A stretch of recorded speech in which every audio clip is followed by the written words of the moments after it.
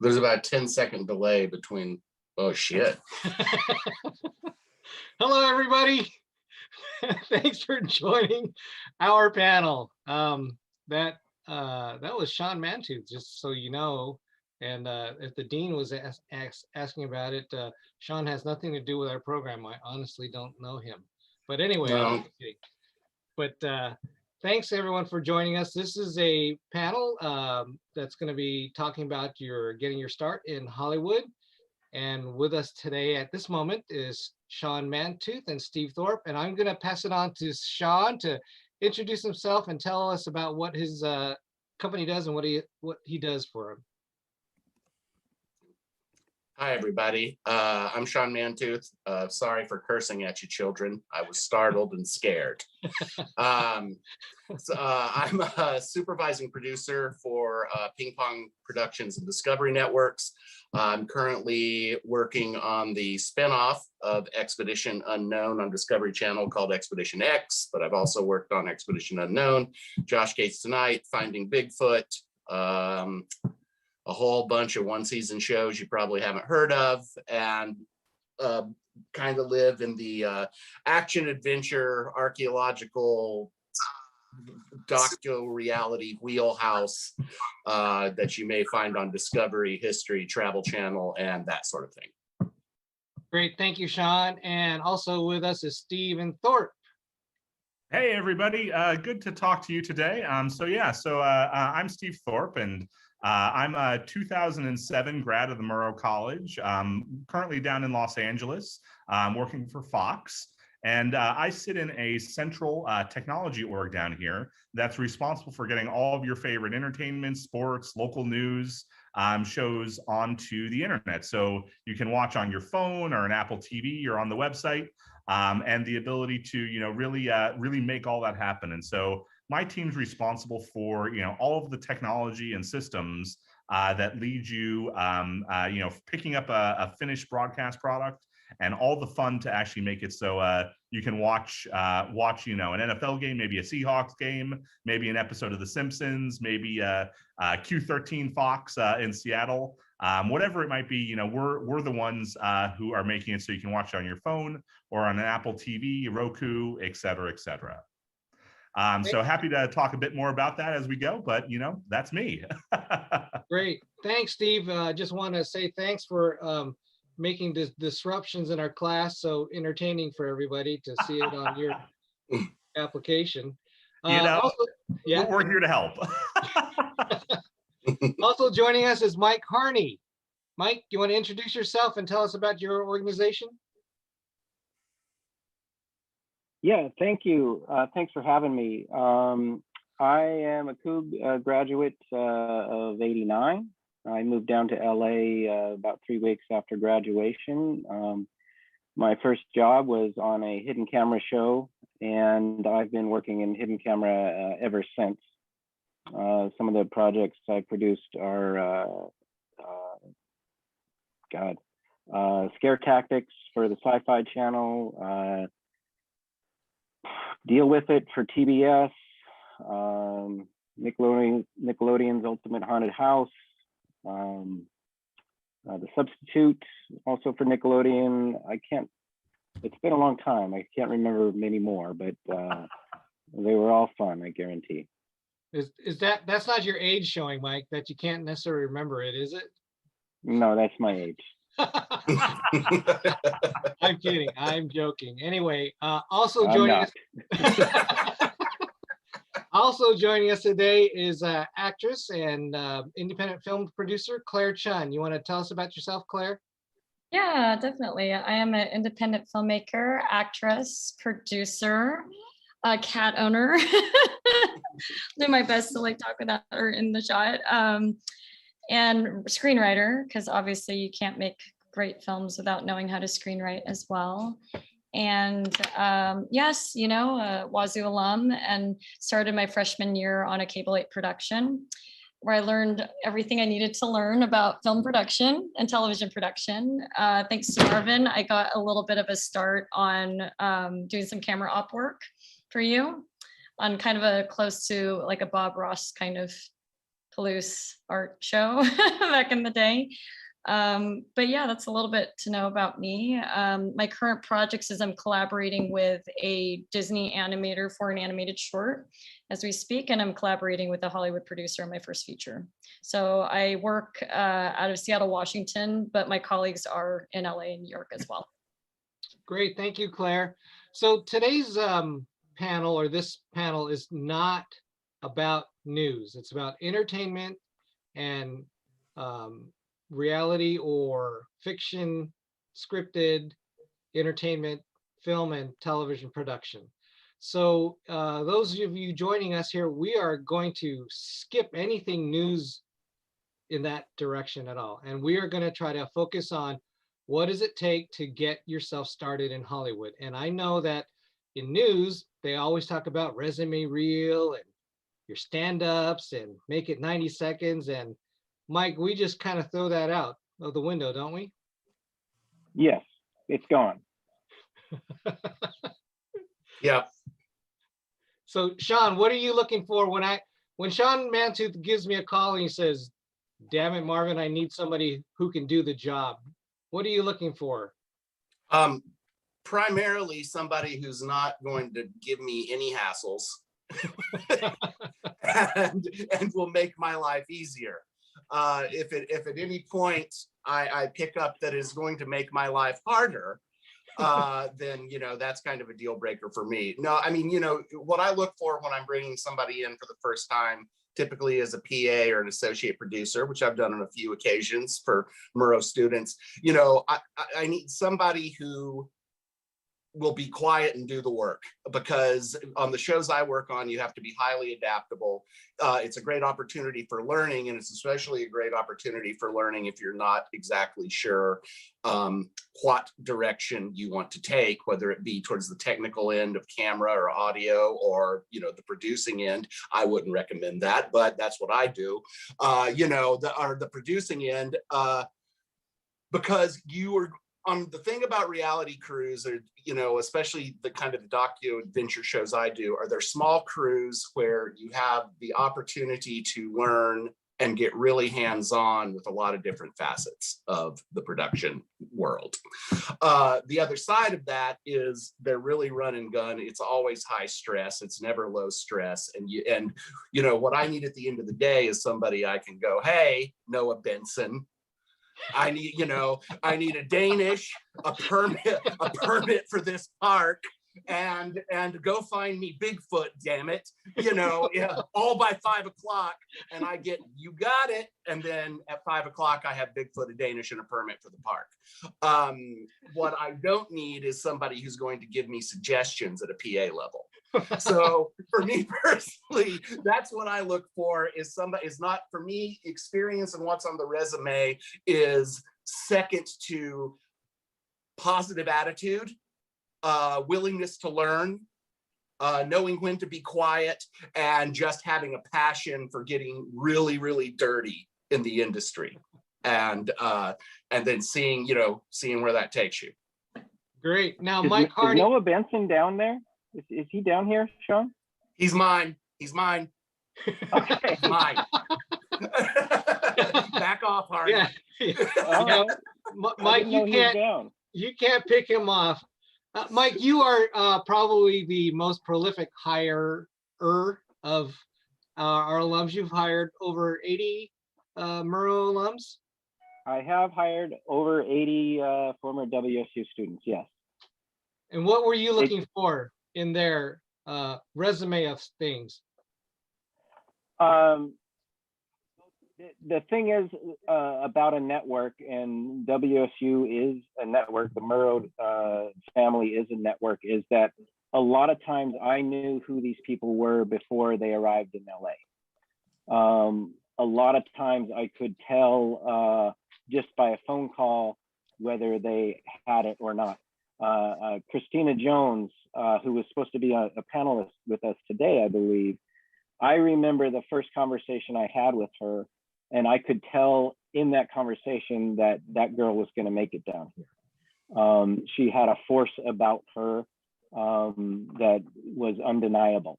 That doesn't mean that you have to be a force extrovert to succeed down here.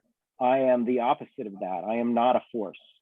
And I am a very, very shy person, and it takes me a while to get there.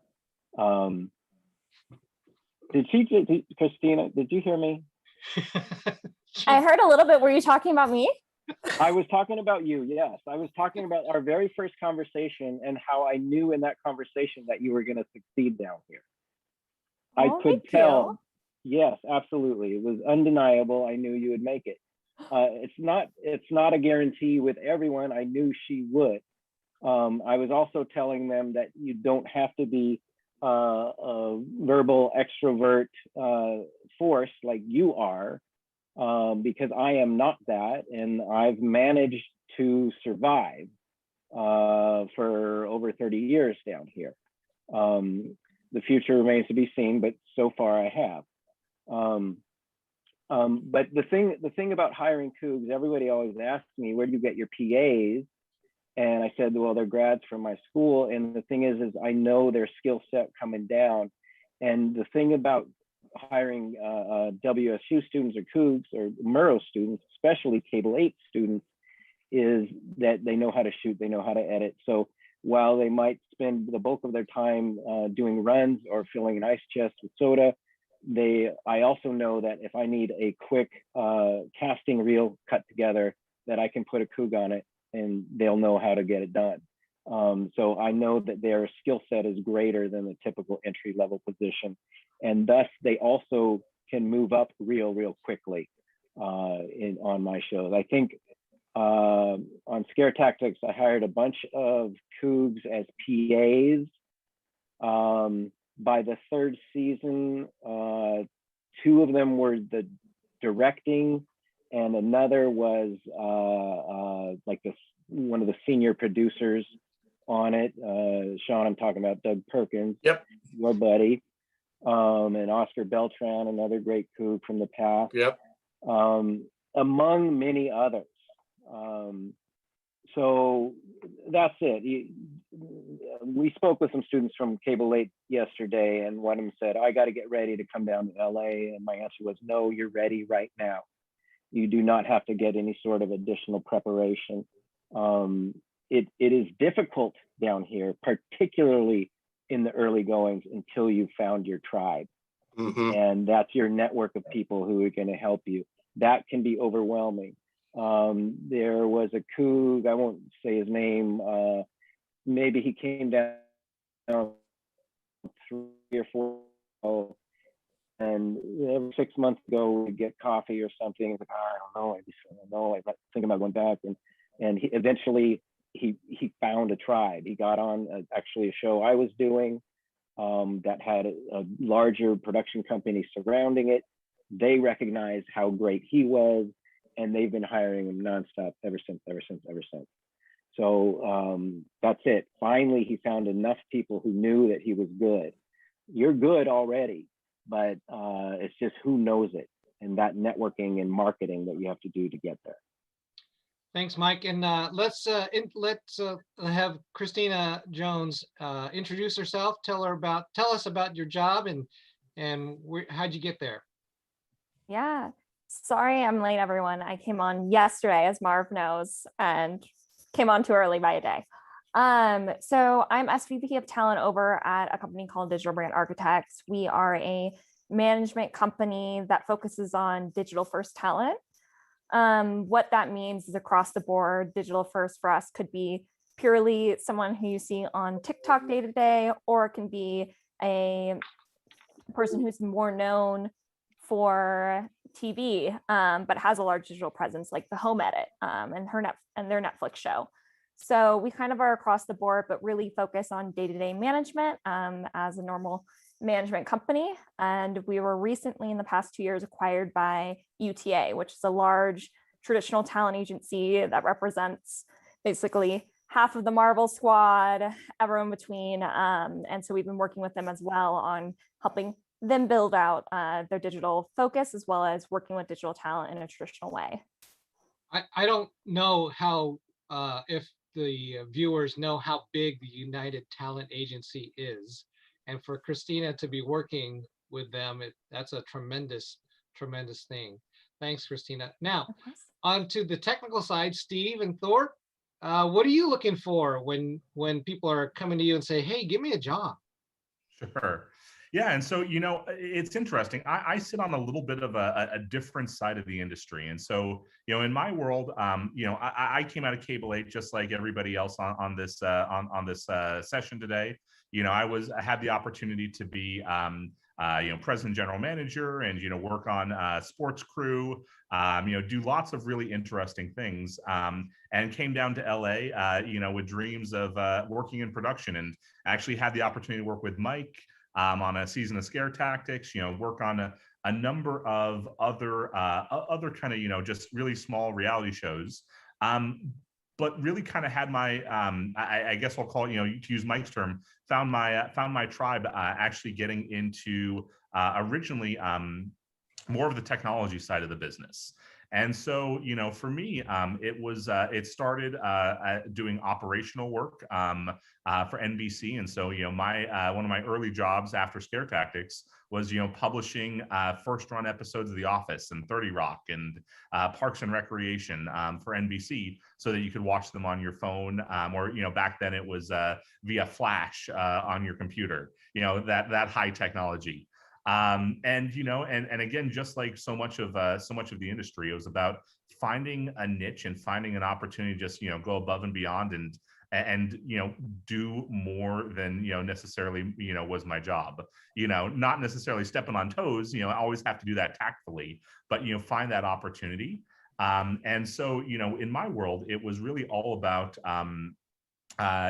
getting into new areas of technology development and finding that intersection of technology and media that has been really interesting. And so, for folks who might be interested in more of the distribution side and the technology side, I think what I would share with students is, again, we're looking like journalists actually make really good, in my world, something called a product manager. And so, this is kind of a more, technology driven. And one of the things that's always needed is empathy, and the ability to put yourself in the shoes of your user and being able to understand their needs, to be able to actually write a good story. We actually write something called, we're not necessarily writing a newspaper article or, a script copy, but we're writing what's called user stories. And we actually want to understand what are the needs of somebody who wants to watch, the Seahawks game on their mobile device, and how do we build requirements and build technology that helps for them. And so in my world, it's really about finding people who have, again, like Sean was saying, that right attitude, the ability to, come in and, just get stuff done, have a little bit of tenacity to understand that it's gonna make it happen. And then that empathy to be able to understand what it is that our user needs and being able to drive that through. And so, of course, technology development and, understanding of how media works and how production works is a huge help with that. And I'm still end up being like one of the guys in my department that is able to understand, like, what's an SDI cable? Like, people that is just like, they don't understand what that is. Like, what's frame rate? What's resolution? And then even getting into things like, what's HDR? Like, that just like, it just doesn't compute for so many of my colleagues. And so coming in with that background is huge. And I know so many of you who have taken Marvin's class are going to already have that knowledge and be ready to kind of come into these sorts of conversations with such a huge amount of knowledge. So I don't know, I feel flustered enough there. Oh, that's good. And just letting you know, Steve, 3 of those 4 things are on the midterm they just took. So excellent.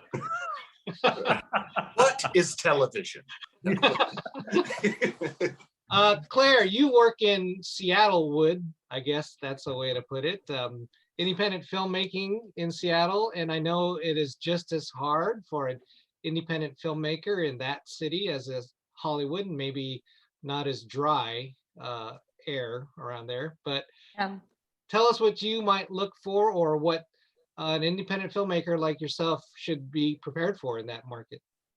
I think it's a myth that you have to be in LA or New York City to make valid films that will be seen all over the world. And I think anything I'm looking for in anywhere from a PA to my cinematographer or team of people is a good attitude, a good work ethic, someone who's willing to build relationships, someone who's willing to grow, and someone who has like the passion, gumption, and belief to tell that story, because we are kind of like army buddies when we, especially when you're doing it on an independent scale and you don't have, the comfort of a studio giving you millions of dollars to make your film and have your stunts and things like that. For me, I can't encourage a better way for anyone who wants to be a filmmaker. It is your greatest school. Like, I did have to learn everything from the ground up, from legal to crowdsourcing to marketing, to also doing the actual art part, the directing and the screenwriting part, and directing actors, and learning how to be my own casting director and stuff.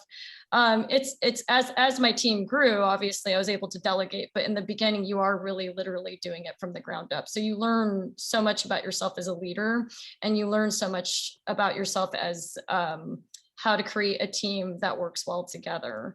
But I think if you have the passion and the drive from whatever city you live in, and in some respects, I think Christina can probably echo this too. I mean, people in LA are craving really good stories from very unique individuals. And I think you can, a kid from Nebraska has something to say, as a girl from Seattle who didn't grow up with privilege has something to say, who's Asian American. So I think that's kind of what I led into with, and that's what kind of attracted the people alongside. Instead of looking out there, I looked alongside me, and I looked at the talented, hardworking people that wanted to collaborate and have something to say via film. And so it's a long answer to a very simple question, but that's kind of what I'm looking for, is humanity. And I think that will always take you far in a very relational industry, is what kind of person are you? Because you can always train people on technical stuff, but if they're not easy to work with, that's not something you can train per se.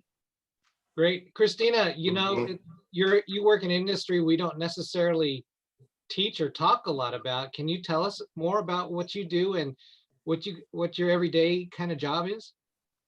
Yeah, definitely. I think Claire made a really good point, is in the digital industry, obviously there's so much room for growth. And so as management, what we look at is, what can the talent bring to the table? So we represent talent who are your classic viral sensations. I won't deny that.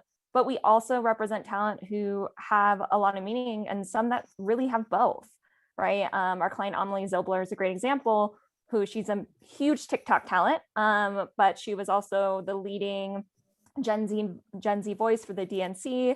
She was on Joe Biden's board. She's interviewed tons of politicians, and she's now announcing that she is doing a Facebook Watch show around activism and bringing in people who can really speak to that, right? And she's a 19-year-old girl. So there's a lot of availability there. But in my industry, which wasn't taught, I guess, at WSU in the traditional sense, it's really a people business. I think Claire makes a really good point, where this industry is it's an open book. So really what we do is talk to talent and say, what do you want to do? Do you want to be on TV? Do you want to write a book? Do you want to gain a community? Like our client, Lauren Everts, with the Skinny Confidential, and now she's getting 100 million podcast downloads. What do you truly want to do? And then we can build from there. And I think what's been amazing about the digital industry, especially during the pandemic, is it's kind of been proven that it's recession proof in that sense, because at the end of the day, when stores closed down, when brands didn't have brick and mortar to go to, they went to digital, right? And they really looked at these talent who are doing it on a shoestring budget and are to an extent like independent filmmakers, to create these big narratives, these big commercials, and perpetuate also a lot of conversations that needed to happen last year with what happened, over the summer with Black Lives Matter, and just in general, how the world is now changing. And I strongly believe it's because of social media and because we have the knowledge and are able to share the information so openly. So day to day, it changes every day, in all honesty, from you're dealing with contracts, you're dealing with pitches, you're dealing with new talent, But really what's the most exciting about the industry is that you can change every day. You can have from a funny, Snickers TikTok commercial to a really important conversation around, civil rights and working with the brand about that. Thanks, Christina. We got a question, and I'm going to pose it to Sean because he should be able to answer this with aplomb. Courtney asks, what is the most difficult part about working in the industry when you first started? Oh, well, everything. Especially, if you're, I agree, 100% with what Claire said, that you can make your own opportunities no matter where you are. For a certain special type of idiot, of which I'm one, that if you want to really work behind the scenes on television and in reality, there is something to going to New York or LA, where most of the production is. And when you first come to LA, the first thing you have to get used to is you're probably going to have roommates into your late 30s. It's gonna be, there's a lot of things. And Mike, I cannot stress enough what Mike said, that you do have to find your tribe. You can't make it alone. You gotta find that group of people that's gonna be your work family and your, big city family. And luckily, there's a really robust network of Cougs down in Southern California. And that helped me a lot when I first came down here, socially and professionally. But, the grind can really break a lot of people down. It can really break a lot of people down, and it can be isolating, and it can be lonely, and you just have to stick it out and just keep at it. And sometimes that means you're going to be working in a job that isn't the industry, because that's what you're going to have to do to pay the rent, and that's what you're going to have to do to put food on the table. But if you set reasonable goals, of your goal is, I want to go to LA and I want to be able to support myself working in film and television, that is a reasonable, accomplishable goal that you can do. And you can achieve that goal. If you come down and think, I want to be the next, Chris Hemsworth, like I did, which obviously, right? But I mean, if that I'm going to be, it's the next Spielberg or bust, or the next Hitchcock or bust. That's setting yourself up for failure. That's setting yourself up for disappointment. But can you make a go of it? Can you be successful and live comfortably working in this industry if you work hard enough, and if you stick it out, and if you practice self-care, and if you surround yourself with positive influences where you live? Yes, you will succeed. Thanks, Sean. Yeah. That was great. And Steve, I'm going to pose this question to you. Someone kind of asked it, but I'm going to ask it a different way. You lived in LA and New York, and so you packed your bags, your truck, and moved. Other than a really good rice cooker, what else would you take down to LA or New York? I mean, you just packed your bags and said, "Bye, Mom, I'm going." And then your mother called me and said, "What the hell did you tell my son?" And yeah, no, that's actually exactly right. I literally put all my stuff into storage, and whatever I could fit into the back of my truck, and not even the back of my truck, literally the cab of my truck was what I went down with. And so, I moved down, living out of suitcases for the first couple months, couch surfing, finding, really cheap skeezy hotels for a little while between things. It was an interesting time. And so, what do you take? Honestly, the clothes, the basics, and honestly, just enough to kind of get by while you're kind of getting your feet underneath you. It's the things that you need to find your tribe. And so, how do you have the clothes to, go from an interview to a hangout session to, if you're trying to be in front of the camera, that audition, whatever it might be. How do you have, the tools of your trade? So whether that's your laptop, maybe you need a camera, an edit station, whatever those tools are. And then honestly, I think the advice would be just to kind of keep it light until you can get established, until you can start getting that paycheck, find those roommates, find that situation, and then, all those other things can follow. And so, it took me a month or two to, kind of find that stable situation. And then I had the opportunity to have everything else follow down with me. I'll say I actually used pods, which was amazing. Literally packed everything in Pullman into a pod. It went into a storage unit, and then I had it delivered down to LA when I was ready for it. So that was an amazing experience. Great, thanks, Steve. This question I'm going to put it. Can I add something there, Yeah. Marvin? Oh yeah, sure, Mike. It's just that I've had this question asked of me by young kids before, and everything you packed into the vehicle, you gotta also have the vehicle. Yes. LA is a very Yes. difficult.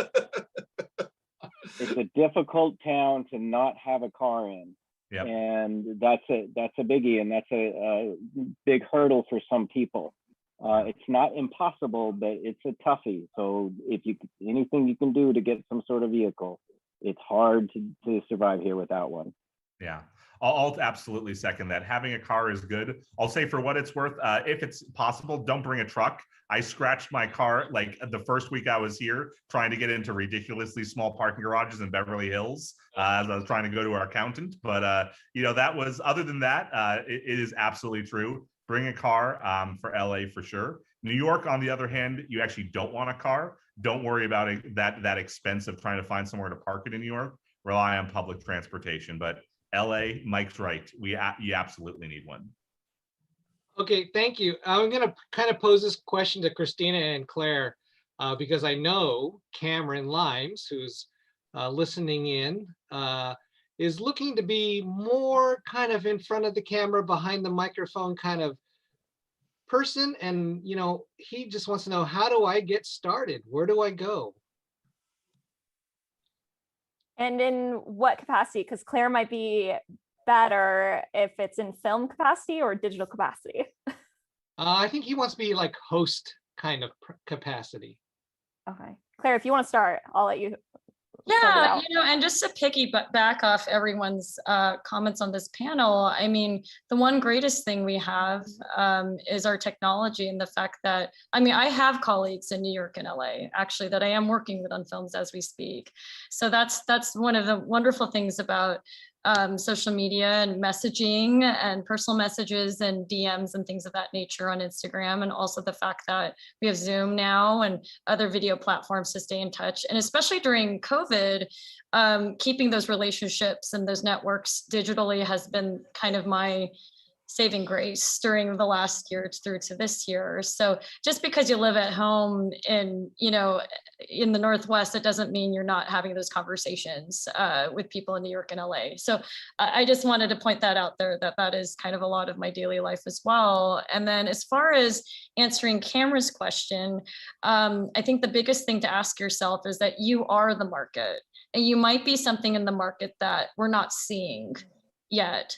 So I think doing some soul searching about what your voice is, if you are a television, or if you want to aspire to be like a television host of a show, like really let your long view go there. Like, what kind of host are we talking? Like the next Oprah? Are we talking about entertainment television? Are we talking about what is your platform?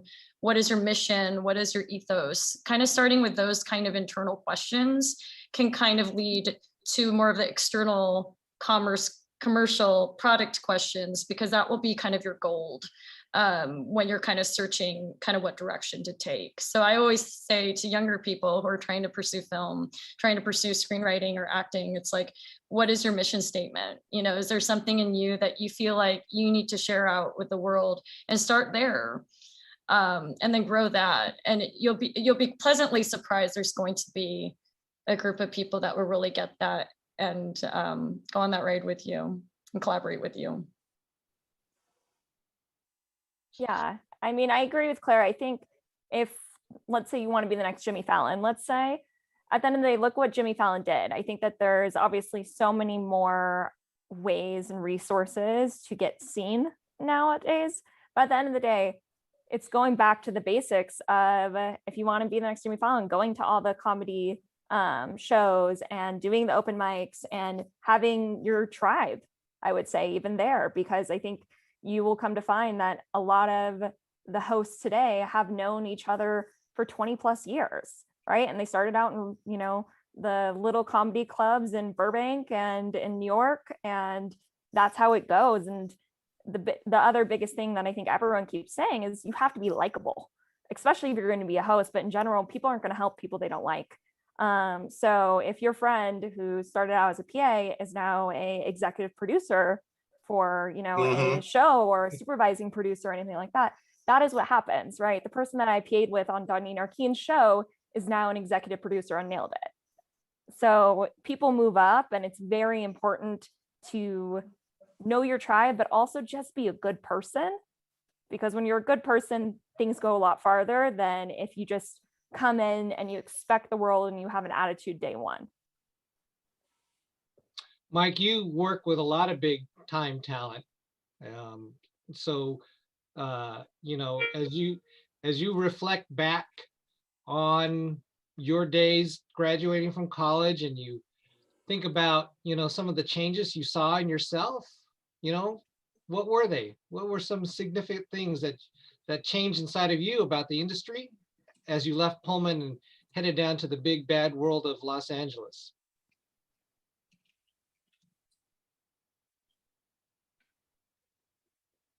Oh, mute. You're muted, Mike.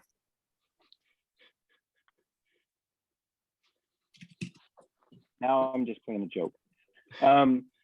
Yeah, no, I said this in the session yesterday. When I was a student at WSU, I was too frightened to step foot into Murrow. I dropped out of college 2 years in a row. I went for a semester, dropped out. I went for another year, dropped out. And I had considerable anxiety about interacting with people, called social anxiety. I still have it. But the key is to not let it stop you. I went into counseling at WSU. I finally got into Murrow. I was one of the people who founded Cable 8. We had great success there. I produced a national television show when I was in college. It was featured in Rolling Stone magazine. All of this came because I did not let my anxiety stop me. I moved to LA. I'm still an anxious person. I'm still a shy person. So the evolution is I've realized that I've got to put on the role of I'm a showrunner. Okay, I am a showrunner. I'm a television showrunner. You know, I don't feel like one. I feel like a little boy outside of Murrow. But when I'm in the role, I've got to put on that role and take on the duties of that role and just project that out. And I remember a quote from Conan O'Brien when he first took over the Late Show, and he said, "Act as if," you know, and he was just a kid at the time. And yeah, act as if it's normal that you're interviewing the president of the United States. This is normal. This is okay. And there's a lot of acting as if, particularly in LA. So a lot of times you're just assuming the role just as an actor would. This is what's required of me in this role. If I'm going to lead these people, they've got to see some more strength out of me, and so I've got to project that. The thing I learned as an athlete is you lose yourself in the team. I was doing a show for ABC where I was kind of the behind the scenes in the field person, but the network did not like the talent that we had hired. So suddenly I had to be the on-camera person, which is a nightmare. If you know me, I don't like to draw attention to myself. It's one of the reasons I like hidden camera, is I can be behind the scenes watching the thing go down.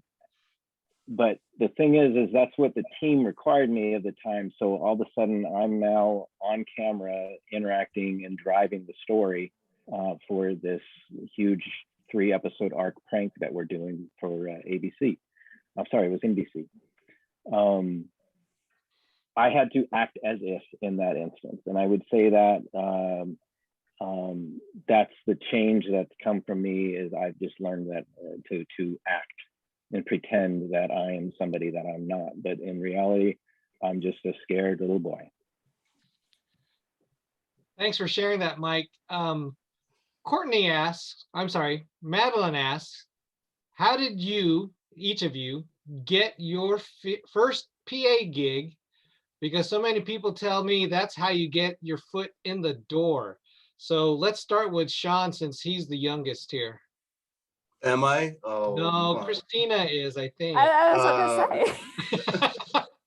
Well, what are you saying, that I'm not Christina? Well, okay, you could be. No. And I graduated college early, Sean. So that's only. PA gig, Sean. How do I go from Pullman or Seattle or Yakima, wherever I live, to the big bad Hollywood? Do I knock on your door and say, "Hey, Sean, I'm here to get That would not be advisable. I have lots of secrets and I'm up to lots of nefarious activities. Honestly, it's about who you know, and I just got to be honest about that. You got to know a Mike Harney or a Steve Thorpe, or even a Sean Mantooth. Unfortunately, I wouldn't wish that on anyone, but it is the case. It is who you know, and that's going to make things easier. My first PA job was on Without a Trace on CBS, and that job was given to me by Matt Buckler, Cougar Matt Buckler, who was in the first AD training program on that show. And I gave Chris Hempel his first PA job at Stone Stanley. I recommended him. So it is about coming down and getting friends who are already in the industry and ingratiating yourself to them. Back to Christina's point of, you can't be a jerk. You can't. Jerks don't go far. Or you have to, if you start out as a rich jerk, then maybe you will go far. But none of us here started out as a rich jerk, so we couldn't afford to be a jerk. So, that's how you do it. You got to make connections, you got to network, and, you got to get a good recommendation from Marvin Marcello, so that when people come to him and go, Marvin, I need somebody kick ass, you're the person that he sends them. Claire, is there a different way of going? Oh, I'm sorry. Go ahead, Mike. You want to answer? I just wanted to add, it's really, everything Sean said is correct. But what do you do if you don't know anyone in the Coug network?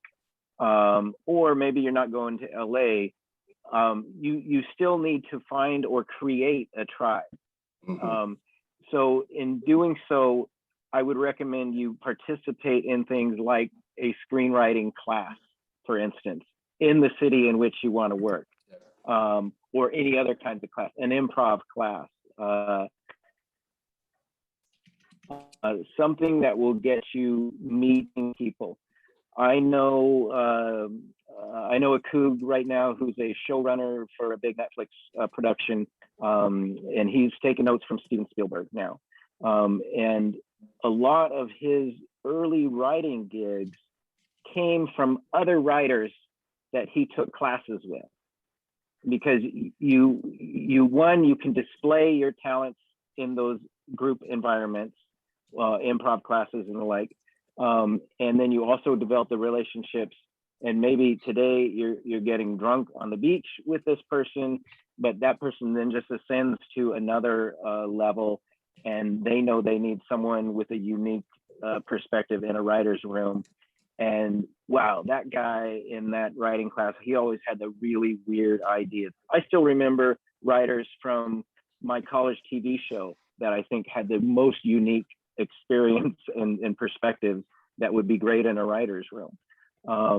But that's a way to create those relationships if they don't exist. Get yourself in some sort of group setting where you're pursuing your passion.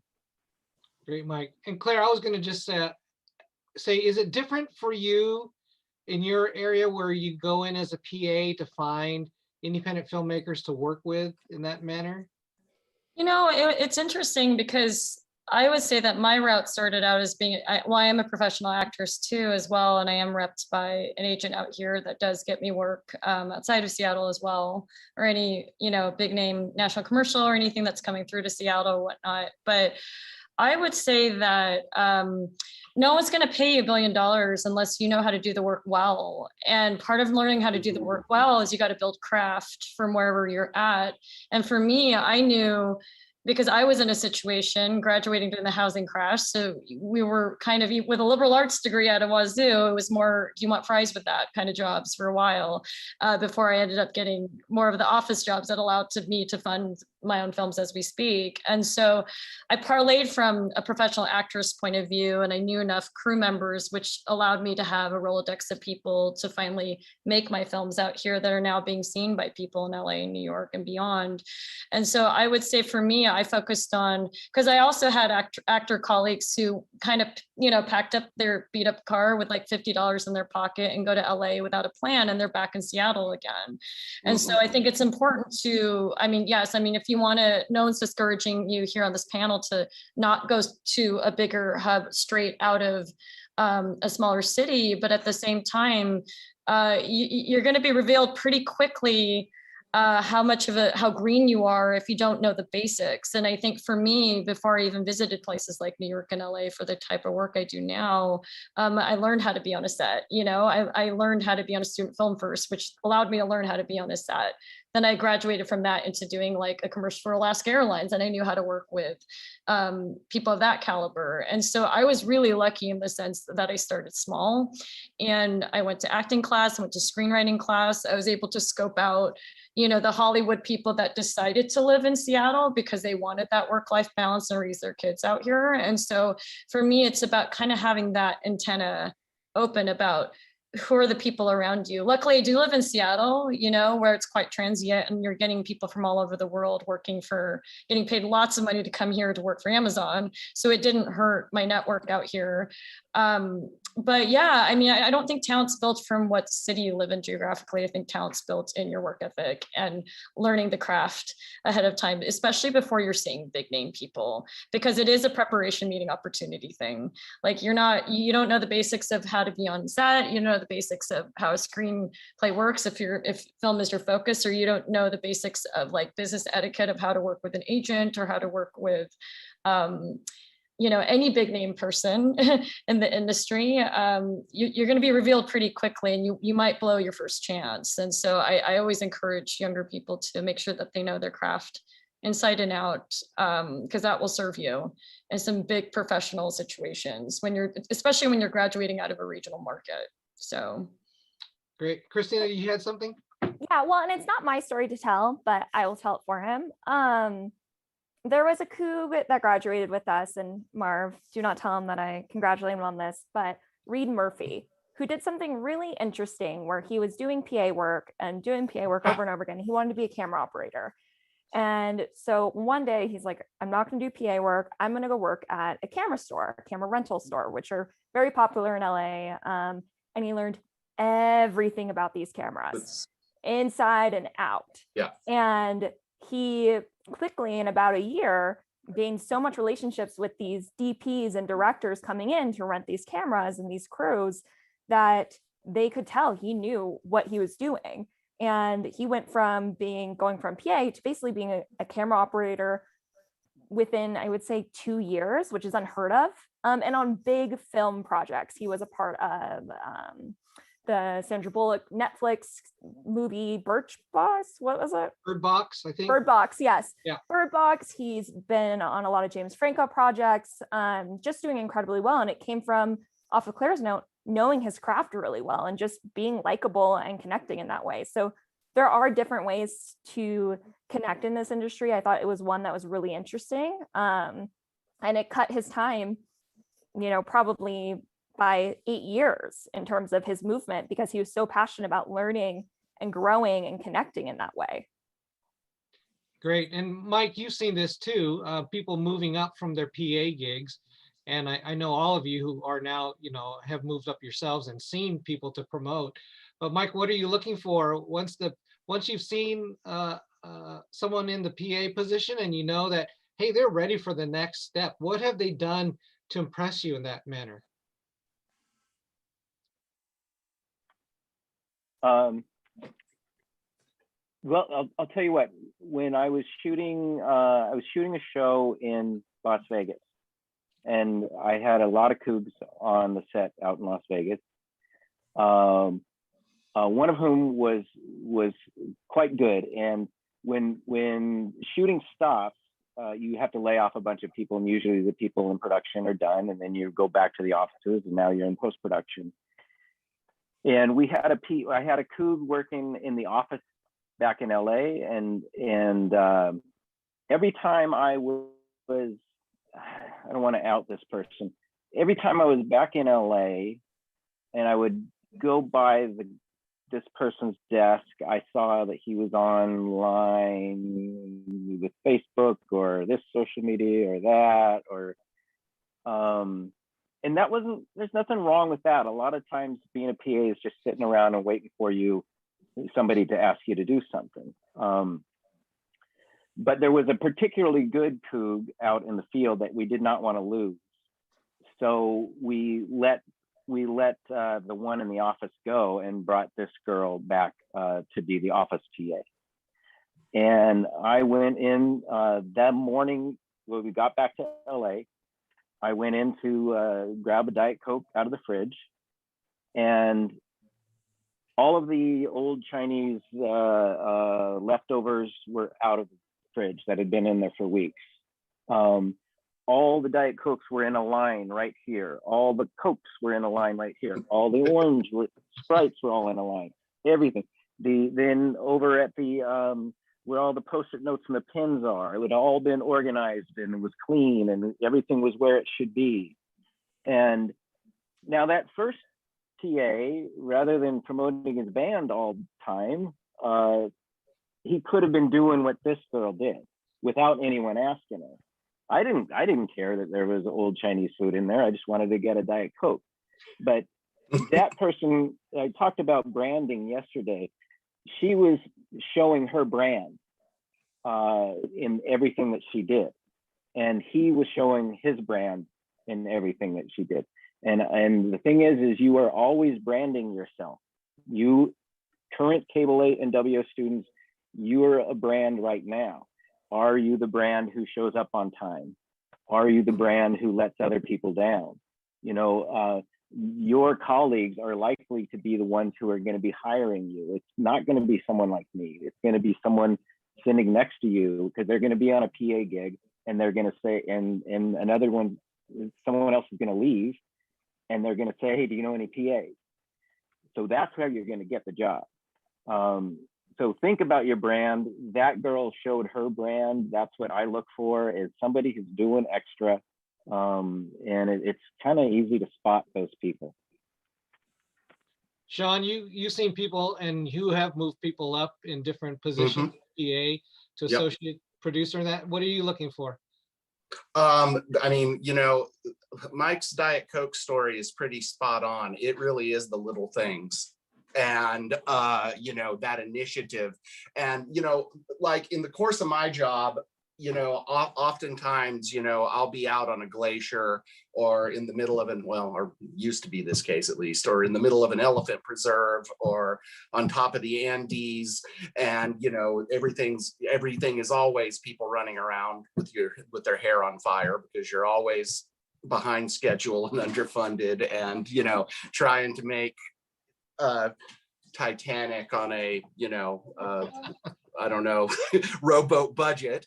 And so what I look for is somebody who, without being asked, makes my life easier. That's something I'll look back on and go, wow, they just really saved us a lot of hassle without being asked. And, you know, that person really just helped me out. And it might be something as simple as like, you look hungry, want some jerky, man? You know, I mean, but it's more than that. I mean, it's more than Diet Coke and it's more jerky. It's Mike's right. He's spot on. It's the attitude, and you know it when you see it. And, you know, usually, you know, when I see that, and I think Mike and Steve will probably agree, when you see that, you want to, first of all, you want to keep that person around, because they're very helpful to you. And second of all, you want to, you know, you kind of take ownership in them and watching them succeed and watching them move up and watching them go on. Yeah, Mike. The other thing about the freelance production world is you don't really very often fire someone or have to fire something. The job just ends. And it's who you bring on to the next job. That makes the difference. You don't necessarily get rid of somebody, but when one show goes down, another one goes up, then it's a scramble to get the best people. And that's what you want to have happen. You want them to want you on that show. Yeah. And I'll just end with as there as well that, I mean, this is something that's true on your first job, on your second job, but you know, your 50th job.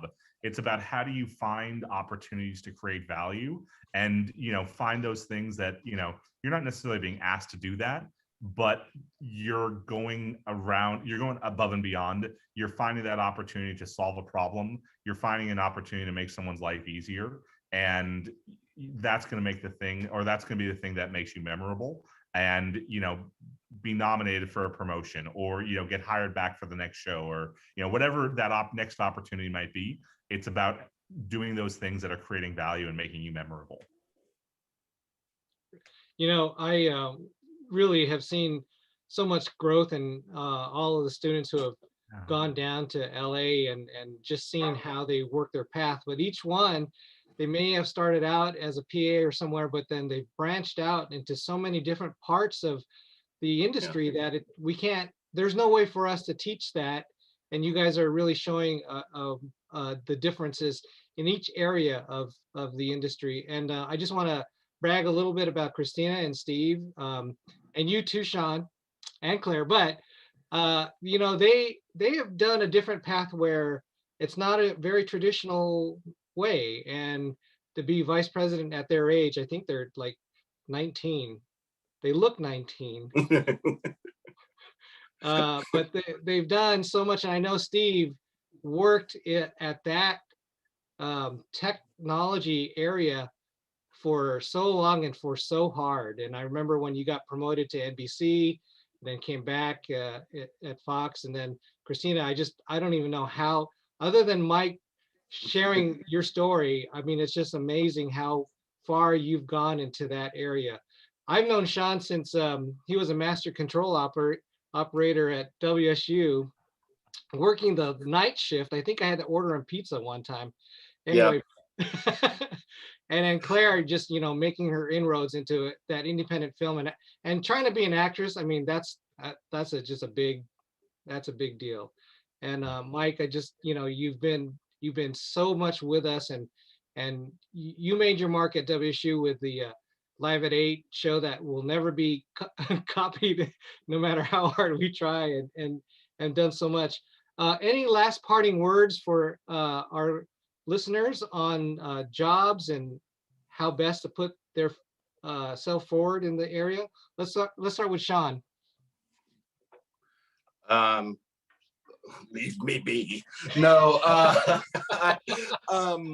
you know, I would say that right now, just in the short term, with everybody graduating, you know, through Marvin, you know, kind of find out what things are like. Because right now, like the industry, you know, I'm speaking about Los Angeles specifically, you know, like everybody's kind of just now bouncing back, and like a lot of people are looking for work, a lot of people. And so the market's really saturated right now with job seekers. People, you know, the industry is kind of blooming back to life after a year-long hibernation. So, you know, in this particular instance, before you decide on making a big move, you might want to reach out to Marvin, and through him, he can reach out to Mike or Steve or myself or Christina or Claire or any of us, and maybe get a barometer of, you know, what's it like out there right now? Because right now there's a lot of people with a lot of experience looking for work, and they are willing to do maybe work below their station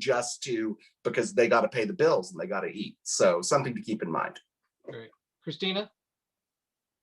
I think number one piece of advice and parting words, try everything. Like I did the improv classes, I did script writing, I PA'd, I did an unpaid internship with a literary manager for 4 months. I worked under Mike as a PA, and I remember taking that gig specifically because I was like, I want to show Mike that I'm a good worker. And to think of it in that way too, it's at the end of the day, every job is a networking opportunity and a connection, and you never know where that will be. I got the position I did by accident, by a friend saying, hey, my friend's looking for someone to work in digital. Would you be interested? And I said, sure, let's do it. And it, grew from there. But it really comes from networking, connecting, and doing the best job you can. Because I think the worst thing you can do is say, that's below me. I don't think anything's below anyone. My favorite story is I worked for this director, and when I actually had a full-time job, I still continued the work, but I would forget to invoice him just because I wanted that connection and I wanted to have that relationship because he was a major director. So always just go for it. I know it's a lot on your plate and there's less work-life balance, especially in the beginning of the years, but it's really fun just putting your hands in a bunch of things and seeing what sticks and seeing what you like, because that can totally change. I thought I wanted to be a comedy writer, and that's obviously not what I'm doing. Yeah. Things change. Yes. Yeah, Claire? I think with a glamorous industry like everything we're talking about here, TV, film, radio, whatever the form may be, ask yourself why you're doing it. You know what I mean? Are you doing this as a result of what you think you're going to get out of the industry, which is accolades, validation, applause? Or are you doing this because, at least for me, I'm very passionate. What gets me through the really tough times and struggle and blood, sweat, and tears of trying to get a film made on a very little budget, or maybe some budget, is my purpose to do it, my purpose to tell that story. And where do I think that story is going to affect a social consciousness? So that's what drives me. And I think that's what has always stayed with me through the really tough lean years. And so I think it's always important to ask yourself, in a pretty high profile and very exciting kind of industry, why are you doing this? What drives you to want to write, or to want to be on TV, or to want to help talent be on TV or whatnot, or gather a team, or whatever that form may be, is important to ask. And also, at least as we also kind of talked about, not just about the art form, but also commerce. In every one of our fields, we all need the money, right? And so for me, I thought it was very important as an independent filmmaker to have business synergies with people who are not in the film industry, but love art. They like to be close to art, but they like to support it financially.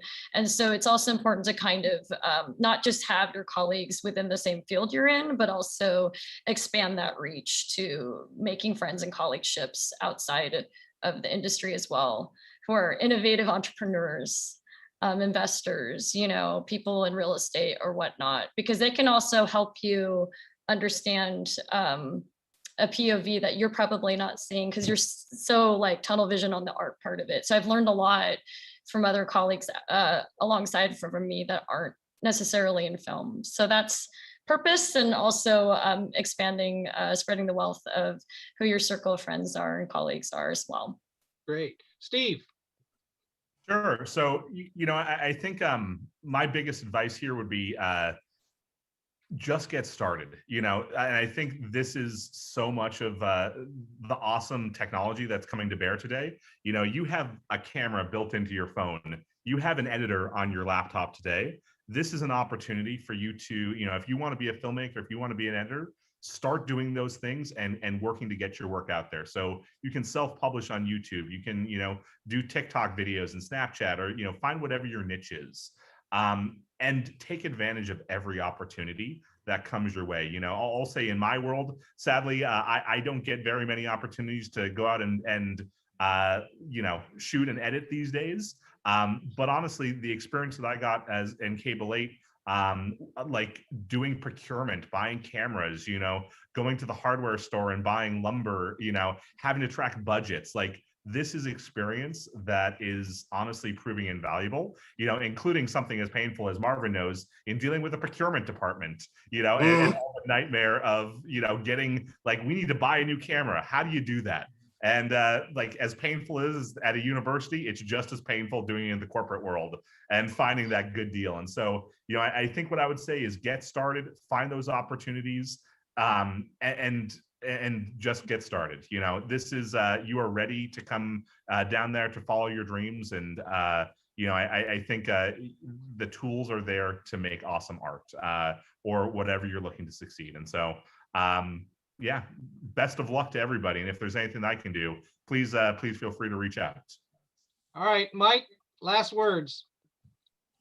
I gotta say the other panelists have knocked it out of the park with their answers, because I'm nodding my head along with them all along the way. So what do I say? The thing is I would do everything they just said. And the other thing is accept failure in your life. Okay, be okay with that. And a change of direction isn't necessarily failure. I remember there was a Coug I was advising, and she got an internship down here. I had lunch with her. I told her what I knew about Hollywood.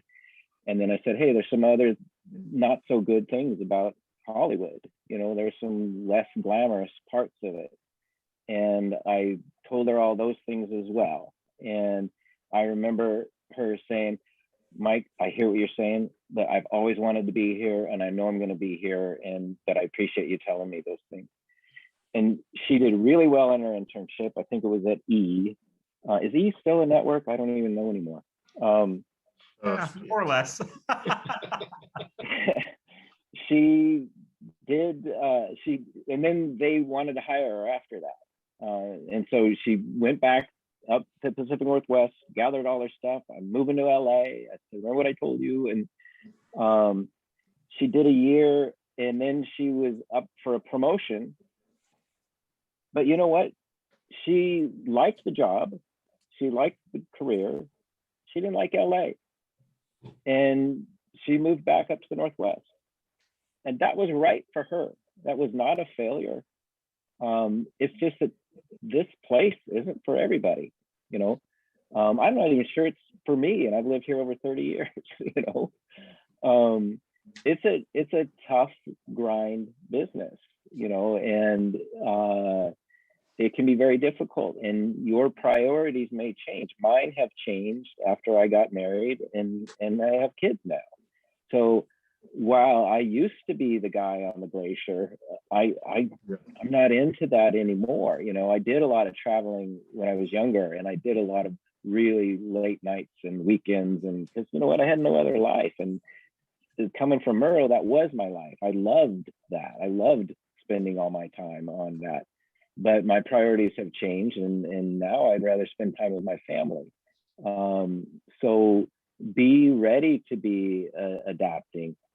Be okay with adapting. Be okay with saying, you know what, this isn't for me, and then exploring other options. But also, you can do it. Believe me, if I can, you can. Great. Mike, Steve, Sean, Christina, Claire, thank you very much for taking your time out and spending it with us. We really appreciate it. Good luck with all what you're doing. And we hope that this pandemic lifts so that we can send you more students down there to work in the industry wherever you're at. Okay. Go Cougs, everybody. Go Cougs.